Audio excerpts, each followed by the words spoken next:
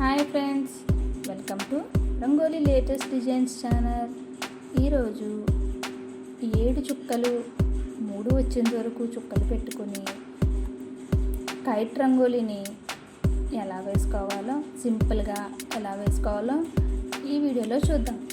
ముందుగా చుక్కలు పెట్టుకున్నాక 4 వైపులా కైట్ షేప్లో పెట్టుకుంటూ చాలా సింపుల్గా